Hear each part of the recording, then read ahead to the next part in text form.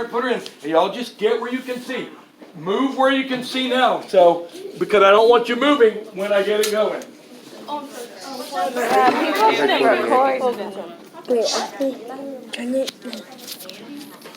I held her today.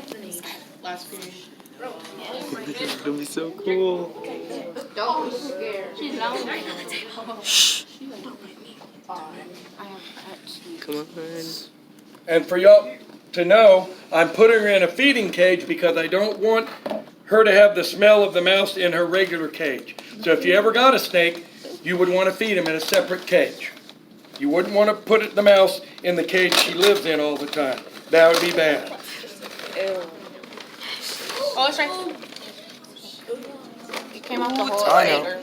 He didn't want me dead. Oh no, it's so cute. Bye-bye. It's right over there. Now at this point, be quiet. Right now, she's like, what is this weird new place? She doesn't even know the mouse is there. In a moment, the mouse is going to do... The mouse is probably going to do something stupid and touch her tail. When that happens... I was here for Yes? Hi, Mr. Hall, it's Linda. Do you mind sending Christian and Jesse to me in the East Building whenever we get a chance, please? I will. Thank you. Bye. Bye-bye. Jesse, are you going to leave now before you see it? Okay, go.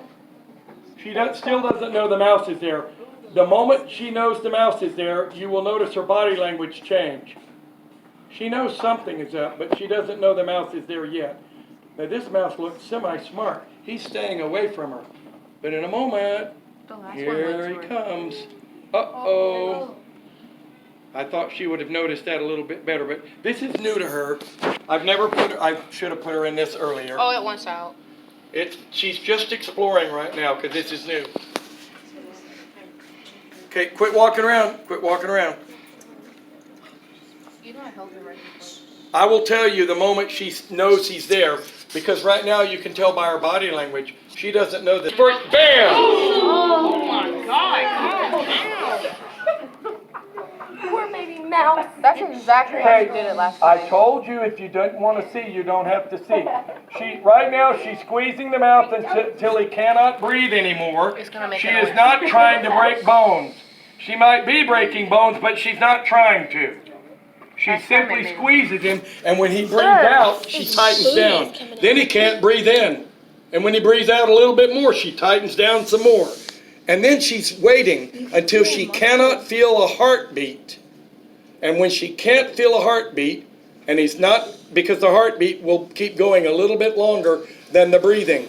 And when the heartbeat stops, she can feel it, and then she will loosen her grip, and then she will move the mouse around until she has her mouth on its head and eats it from the head down like that. It takes a while though. So you fold all these icky things back the right direction.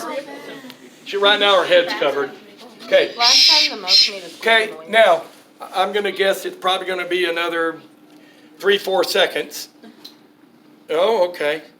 And now she's decided he's dead. Now, did you notice her adjust her mouth?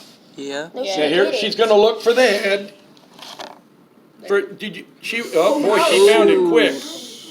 Okay, so now look at my hands. She's going to walk one side and then walk the next side, walk the next side, walk the next side, walk the next side. So she's going to walk down the body of the mouse with her mouth, which will then, it can do this, this, and if it's really big, this. And then if she needs to dislocate her jaws to eat it, she can. You can see it's bigger than her head, right? But she's going to be able to swallow it. And they always swallow. Please don't move. This is when you can't move. Because this is when her defense weapon, her mouth, is full. And when you move and distract her now, if she feels threatened now, this is when she'd quit eating it. And then she might not go back and finish. And I do not want that to happen. Okay, she's going to get the mouse started down her throat. Her teeth are curved like this, backwards in towards her. So when she grabs it, it pulls it in. Grabs it, pulls it in. And then once she gets it far enough into her neck, she'll start making S patterns back and forth to kind of start pulling the mouse in. Now, my favorite part, if you will, is when she's just left with a tail sticking out, and I call that spaghetti. you can figure that out yourself.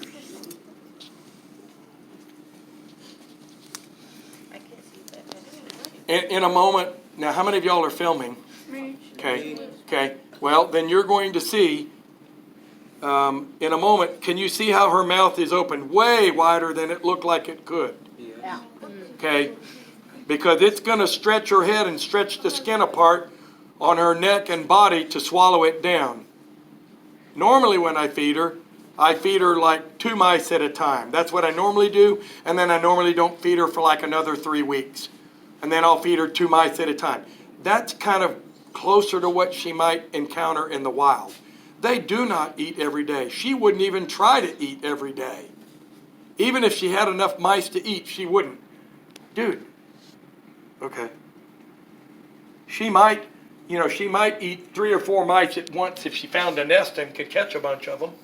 But once she's real full, they're just going to want to lay around and not do much of anything until they get, it's kind of like you after you've overstuffed yourself on pizza and sodas and candy, and then you're like, oh, I just want to lay on the sofa, man. Where does the body of the mouse start digest? Everything's going to get dissolved inside her and turned into nutrients for her. So the muscles and the bones and the tendons and all the stuff that's in the mouse is going to get dissolved by the snake. Digested is a better word. Okay, looks like she's beginning the S movements of her neck to start pulling the body in. Can y'all see where it's pretty fat? Mm-hmm. And you can see where she's stretching her mouth around it. Poor baby mouse.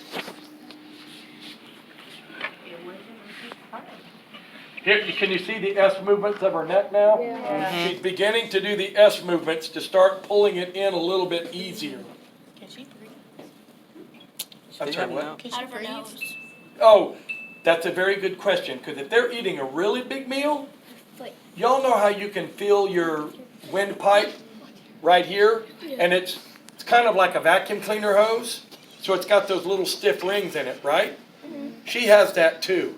And if she needs to, when she's eating, she can stick it out the side. I think it's If it's really, really full and it's filling up her mouth completely, she can stick it out the side and keep right on breathing. I should have started feeding her a little earlier because this mouse is pretty big and she isn't going to make it completely by the time the bell rings. So I don't want us all move. Can y'all stay for a moment if you need to? Yes. Okay, because I definitely don't want y'all all getting up at once. If you have to leave, raise your hand right now so I can see. Okay, and if you have to leave at the bell, well, she's getting close. If you have to leave at the bell like Andy, hop up and sneak around behind everybody there slowly. Slowly. No. The people that are right up front here, y'all just kind of chill for a minute. Let's let her get a little further. She's just about done. Can you see how her head is stretched way open wide? Yeah. It's a boy mouse. Yes.